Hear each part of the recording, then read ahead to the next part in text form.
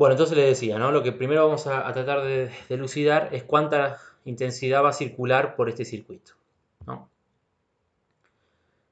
Siempre que hablamos de intensidad, la ley correspondiente para resolver este tema es la ley de Ohm, que dice intensidad igual tensión sobre resistencia. La tensión ya la tenemos cantada porque es un solo valor que lo determina la fuente, que es 220 volts. El tema acá es la resistencia, porque hay dos resistencias que están en paralelo. Entonces, ¿cuál sería la resistencia total ejercida por estas dos? La suma de los valores, el promedio de los valores, ¿qué se hace? Bueno, y acá viene, insisto, Kirchhoff, ¿no? Voy a ponerles una de las versiones de esta cuestión, lo que está arriba, ¿no? Resistencia total igual.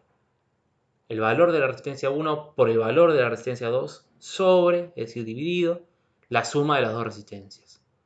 Lo pongo en valores. 35 por 60 dividido 35 más 60. Es decir, 35 ohm por 60 ohm sobre 35 ohm más 60 ohm. Es decir, 2100 ohm cuadrados, porque ohm por ohm es ohm cuadrado, sobre 95 ohm, que sería la suma de 35 más 60. 2100 ohm cuadrados dividido 95 ohm es igual a 22 ohm. Es decir, 2100 sobre 95 es 22. 22 y está redondeado, ¿no? El valor. Ohm cuadrado dividido ohm es ohm. Porque ohm por ohm dividido ohm es ohm. Bien. Entonces, esta sería la forma. Fíjense el choclazo que es ya esa fórmula de arriba, ¿no? R1 por R2 sobre R1 más R2. Eso nos da el valor de resistencia, ¿no? Con ese valor de resistencia nosotros ya podemos calcular la intensidad. Entonces, tenemos tensión 220 dividido la resistencia 22 ohm nos da 10 amperes, es redondo. Entonces podemos decir que la intensidad circulante por este circuito es 10 amperes. Quiero, por las dudas, aclarar, acá estoy usando Kirchhoff en la fórmula de arriba a la derecha, R1 por R2 sobre R1 más R2. Ahora, la pregunta es, ¿en qué lugar del circuito yo voy a tener 10 amperes? ¿Va a estar en todos lados la intensidad esa?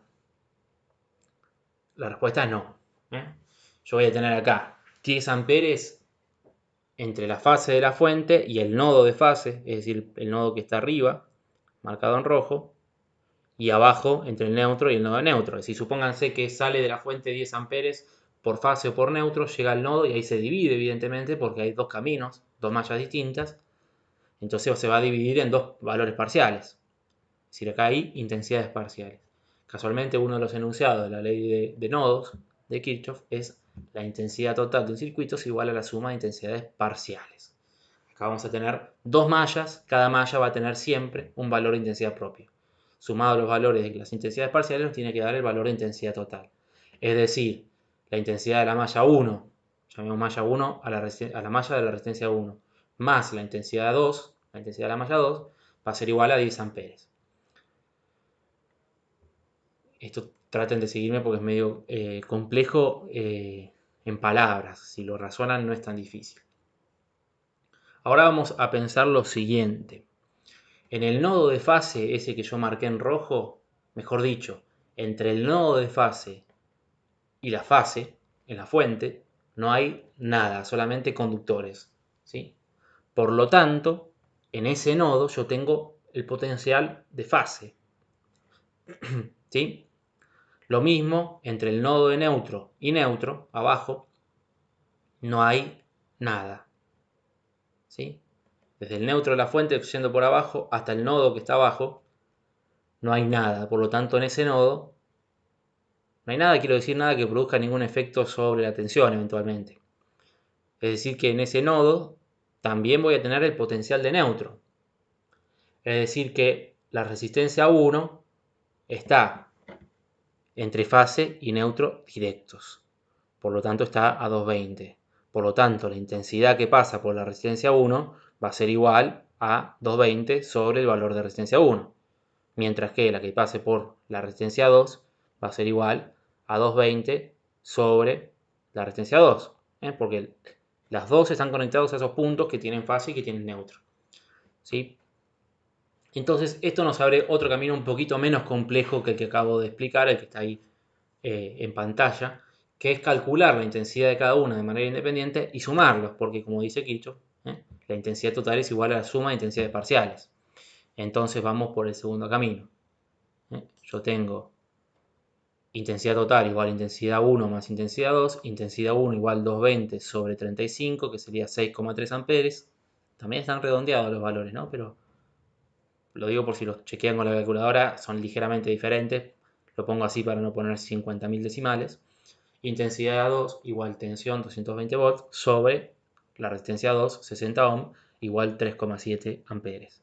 Entonces 6,3 más 3,7 da 10 amperes. Entonces, por otro camino llegamos al mismo valor que hoy calculando la resistencia total.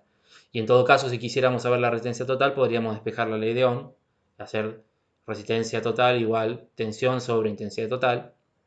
Serían 220 amperes, 220 volts sobre 10 amperes y nos daría 22 ohm. Es decir que podemos hacer el camino inverso, calcular primero las intensidades y después la resistencia. ¿Qué me importa acá observar? Bueno, no, me falta una cuestión antes de decir qué me importa observar. De esto se desprende también las potencias que van a tener, que podemos calcularlo con, recuerden, potencia de watts, intensidad por tensión, ¿no?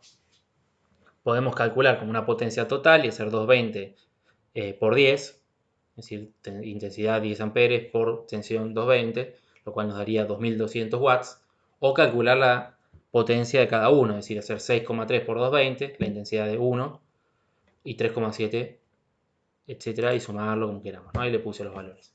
Entonces, potencia de 1 igual 220 por 6,3, que da 1386 watts. Potencia de 2, 220 por 3,7, que da 814 watts. Si lo suman, les va a dar 2200 watts, como les decía. Entonces, de nuevo, tenemos dos caminos. Ahora, ¿qué me interesa resaltar acá? ¿Cuál de las dos resistencias tiene mayor potencia? La 1, claramente. ¿Por qué tiene más potencia? Porque tiene más intensidad. ¿Por qué tiene más intensidad? Porque tiene menos resistencia. ¿No? Es decir, la carga que más trabajo va a hacer, que más va a rendir, que más va a consumir y toda la bola, es la que menos resistencia ejerce.